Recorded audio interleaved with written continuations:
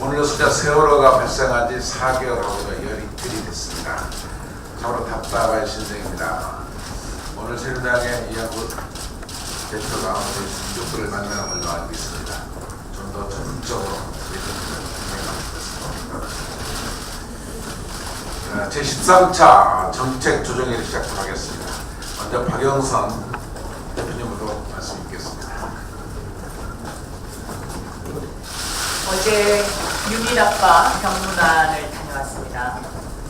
44일째 일체의 곡기를 끊고 단식 중인 유민 아빠. 대통령 면담을 요청하고 응답을 기다리면서 길바닥에 7일째 노숙 중인 유가족. 그 누구도 그 무엇도 책임지지 않는 정부. 진실이 두려운 국가 권력의 야만에 짓밟히고 외면당하는 유족들. 박근혜 대통령께 묻습니다. 사람의 생명은 살려야 하지 않겠습니까? 그리고 지난 5월 유족들과의 면담에서 할 말이 있으면 언제든지 찾아오라고 했던 그 약속은 어디로 갔습니까? 국민의 생명을 외면하는 대통령, 그리고 말뿐인 대통령, 약속을 지키지 않는 대통령에게 어떻게 국민이 신뢰를 하고 정상적인 국정 운영을 기대할 수 있겠습니까? 어제 유민 아빠는 새누리당이 태도를 바꾸면 단식을 멈추겠다고 했습니다. 새누리당이 촉구합니다. 국민의 생명보호는 헌법 정신의 근간이요 국가의 존재 이유입니다. 새누리당은 더 이상 예산하지 말고 즉각 3자 협의체에 참여하길 바랍니다. 3자 협의체는 야당과 유가족 대표가 충분한 협의를 통해서 가장 현실적인 해결책으로, 그리고 불신을 해소할 수 있는 해결책으로 제시한 것입니다. 오늘 오후에 유가족, 새누리당, 새정치민주연합의 연쇄 회담이 있습니다. 시간을 끌 일이 아닙니다. 세월호의 진실을 밝힐 수 있는 증거 자료는 하나둘 시간과 함께 사라져가고, 정부 여당은 일부 언론과 결탁하거나 아니면 SNS를 통한 왜곡 여론을 펴면서 시간만 가기를 기다리는 그런 형국입니다. 9월 1일부터 정기국회입니다. 집권 여당의 무성의, 무책임, 방관이 국민을 멍들게 하고 있습니다.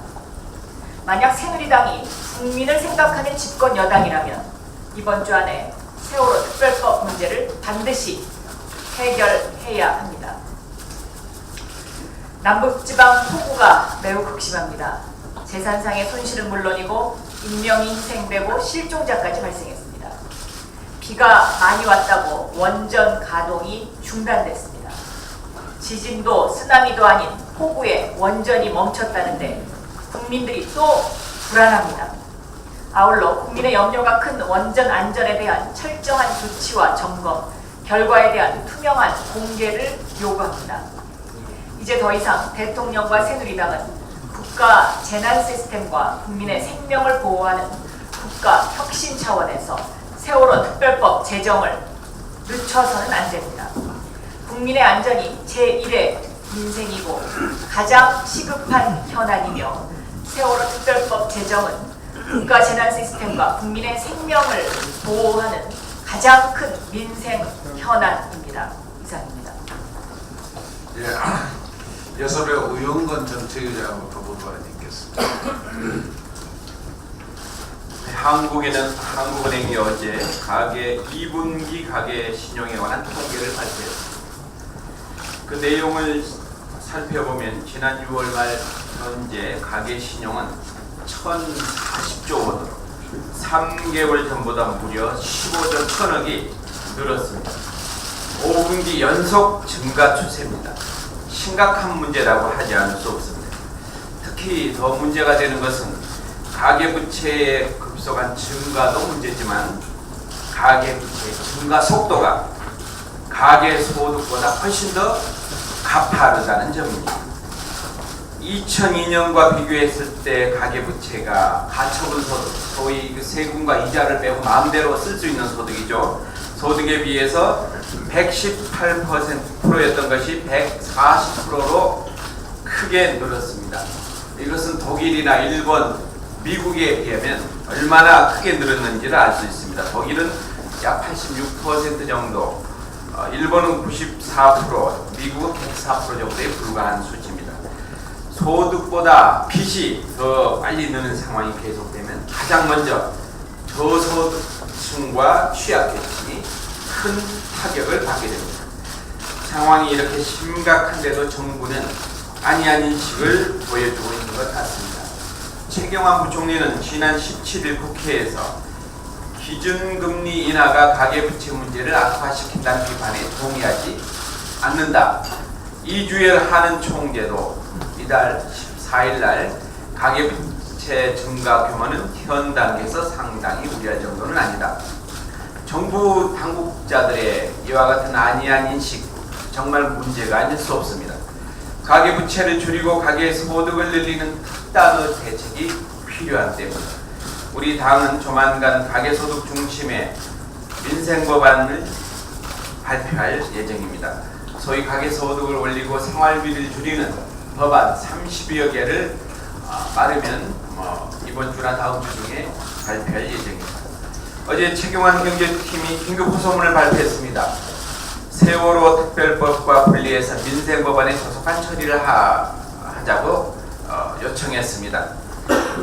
소위 복지사각지대를 해소하려는 세모녀법, 국민기초생활보장법 등 일부 민생법안은 그동안 새정치민주연합에서도 적극 추진해온 법입니다. 이것은 정부 여당만의 법이 아니고 우리도 얼마든지 이와 같은 법은 조속히 또 얼마든지 협의할 생각이 있다는 점을 밝힙니다. 문제는 민생법안이라는 이름으로 무분별한 규제 완화를 추진하는 법안들이 상당수에 이르고 있다는 점입니다. 예컨대 국민들에게 의료비 폭탄을 남기려는 의료 영유아법, 부동산 투기를 조장하는 부동산 투기법 등 소위 가짜 민생 법안을 철저히 가려내야 한다는 점을 분명하게 말씀드립니다. 그리고 마지막으로 거듭해서 말씀드리지만 최고의 민생은 국민들의 생명과 안전을 보장하는 것이다. 그래서 세월호 특별법이야말로 현 시점에서 가장 우선시해야 할 최고의 민생 법안이라는 점을 다시 한번 분명하게 밝혀두는 바입니다. 세월호 특별법이 민생의 최우선 과제다 이런 말씀입니다. 그 다음에 우리 조정치 사업팀장하고 굉장히 시작하려는 말씀 드리겠습니다.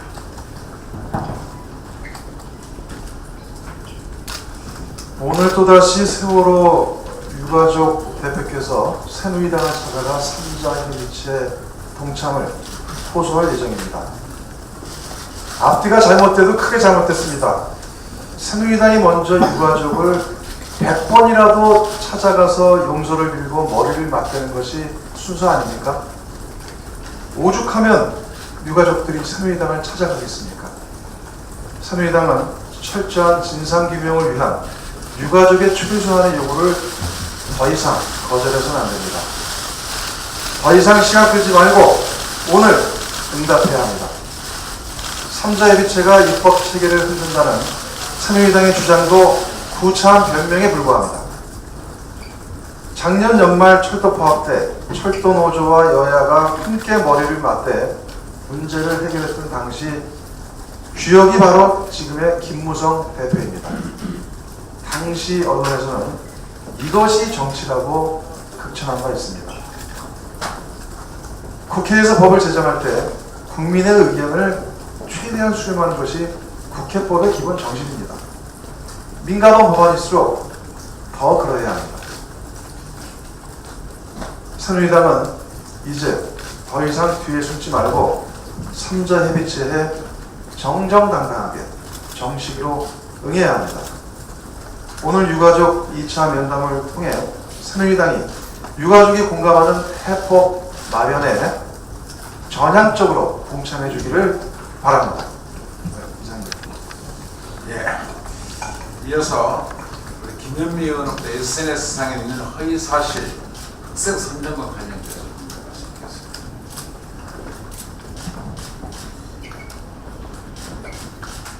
여러분들이 언론에서 많이 보고 여러분 본인들도 아마 많이 받아보셨을 건데요. 요즘에 그 SNS 카톡을 통한 유언비어 흑색 선전이 기승을 부리고 있습니다. 그런데 우리가 어제 그 정의신 박사를 강의를 통해서 확인을 했듯이 이와 같은 흑색 선전은 그 자체가 또 하나의 가해자의 역할을 하는 것입니다. 그래서 저희 당에서는 SNS 흑색 선전과 관련해서 대책위원회를 구성했습니다. 그리고 저희 당에서 이렇게 그 안내문을 SNS를 통해서 그리고 메일을 통해서 많이 공지를 했는데요. 신고센터 그리고 전화번호가 있습니다. 그러니까 이것을 만드는 것도 범죄 행위이지만 이것을 퍼나르는 것도 범죄 행위입니다. 우리는 과거에 최진실 씨가 자살 사건이 일어났을 때 이렇게 흑색 선전의 댓글을 다는 것도 범죄이지만 단순하게 퍼나르는 것도 범죄 행위이다. 이렇게 판시한 예를 기억하고 있습니다. 고심결에 퍼나르는 것 또한 피해자들에게 우리가 다시 한번 가해를 하는 일이다라는 경각심을 가지고 국민 여러분들께서도 이러한 흑색 선전이 있으면 신고해 주시고 퍼나르는 일에 자제해 주시기 바랍니다. 저희 당에서는 국민대책위와 함께 유가족들에게 이런 가해 행위를 가하는 흑색 선전 유포에 대해서 끝까지 추적해서 책임을 물을 것입니다. 그래서 저희 당에서는 법률위원회와 함께 이런 흑색 선전 유언비어에 대한 적극적인 대책을 끝까지 펴나갈 것이라는 점을 다시 한번 말씀드리면서 여러분들의 동참을 호소하겠습니다. 고맙습니다. 예, 언론 여러분들께 1577에 7667이라는 전화번호를 꼭 기사에 좀 넣어줬습니다. 그래서 더 이상 분노를 분리시키고 우리 국민 간의 이간질하는 악성 SNS에 끊지 않도록 함께 힘을 모을 때가 아닌가 생각했습니다. 1577 7667입니다. 좀 넣어주세요. 이어서 우리 김성준으로부터 의료 민영화가 이제 본격적으로 시작이 됐습니다. 어제 시행규칙 하나 붙여서 부대사회 가능하도록 통과돼서 바로 시행이 들어간 현실을 보면서 안타깝게 그쳤습니다. 김성준님 말씀드리겠습니다. 정부가 26일 의료법인의 영리 부대 사업을 허용하는 의료법 시행규칙의 고시를 강행했습니다. 230만 명이 넘는 국민들의 반대 서명과 의사협회와 보건의료 노조를 포함한 모든 의료단체들의 반대 그리고 야당의 강력한 반대에도 불구하고 처리를 강행한 것입니다. 법제처는 복지부가 제출한 의료법 시행규칙을 단 하루 만에 심사 처리했습니다. 사실 박근혜 정부 투자 활성화 정책이라는 것은 뜯어보면 민생과는 거리가 먼 재벌 맞춤형 특혜 정책이고 민생 파탄 정책입니다. 이제 박근혜 정부가 가면도 벗어던지고 본격적인 의료 영리화 길로 들어섰음을 선언한 것입니다. 또 정부가 승인을 추진 중인 국내 1호 영리병원의 모 기업이 사기성 페이퍼 컴퍼니로 밝혀졌습니다.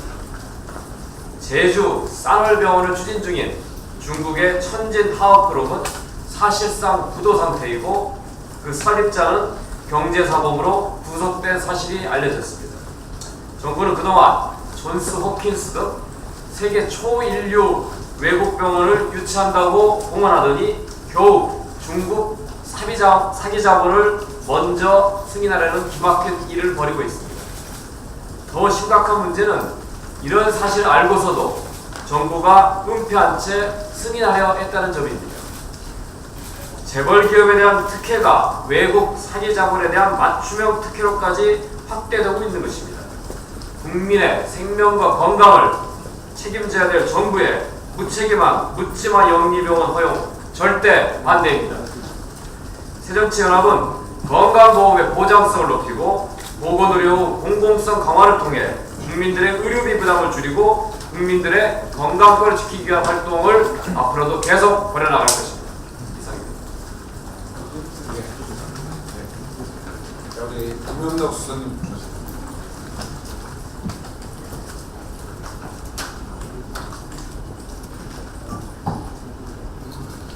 대통령의 세월호 담화가 발표된 지 134일이 지났습니다. 그런데 지금까지 후속 조치 이행률은 고작 10%에 머무르고 있습니다. 26개 과제 중에서 단 3건만 완료가 됐고 나머지 23건은 계획대로 추진되지 않고 있습니다. 과연 세월호 해결에 대통령의 의지가 있는지 반문하고 싶습니다. 오히려 8월 임시국회 민생 법안 처리를 강요를 하면서 야당을 우회적으로 비판을 하고 있습니다만 대통령은 무엇을 했습니까? 박근혜 대통령은 세월호 특별법과 후속 조치에 즉각 응답해야 합니다. 예, 이어서 우리 대변인도 말씀하셨습니다만은 원전 가동 관련해서 말씀드리도록 하겠습니다. 짧게 드리도록 하겠습니다. 남부지방에 집중으로 7명이 사망하고 7명의 실종자가 발생하는 안타까운 사고가 발생했습니다. 이런 집중호우로 인해 희생된 분들로 명복을 빌며 유가족과 이재민들로 번지르고 말씀을 드립니다. 이번 집중호우에 정부와 지자체는 신속한 대응으로 피해를 최소화하기는커녕 허둥지둥하는 사이에 안타까운 사상자가 발생하여 천재가 인재로 이어지는 결과를 초래했습니다. 세월호 참사여 국민 안전에 최선을 다하겠다는 말은 문제가 덮고 천재가 인재로 바뀌는 안타까운 순간들을 똑똑히 봤습니다.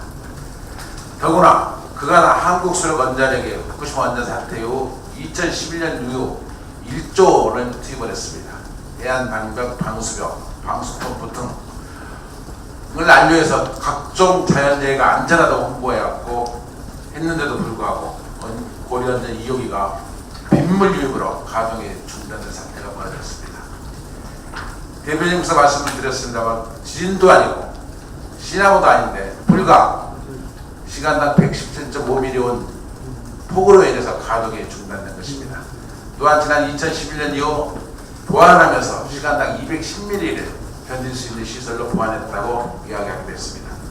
한손이 그토록 자신했던 고리 2호기가 불가항력적인 자연재해가 아닌 폭우로 인해서 중단됐다는 사실에 대해서 상식적으로 이해할 수가 없습니다. 원전 중단 원인과 피해 정도는 정확히 나와봐야 알겠지만 안전을 위해 가동을 정지했다는 식으로 그냥 넘겨서는 안 됩니다. 발표 내용이 그랬죠. 안전을 위해서 가동을 중단했다 이렇게 발표를 했습니다. 그동안 원전이 안전하지 않다는 것을 온갖 비리와 잦은 사고를 통해 확인되었습니다. 폭우로 원전이면 초유 사태에 대해 원전 안전위원회와 한수원 등 정부는 이번 원전 중단 원인을 정확히 공개하고 기습폭우 등 각종 재해에 대한 면밀한 대책을 수립할 것을 다시 한번 촉구합니다. 이상입니다.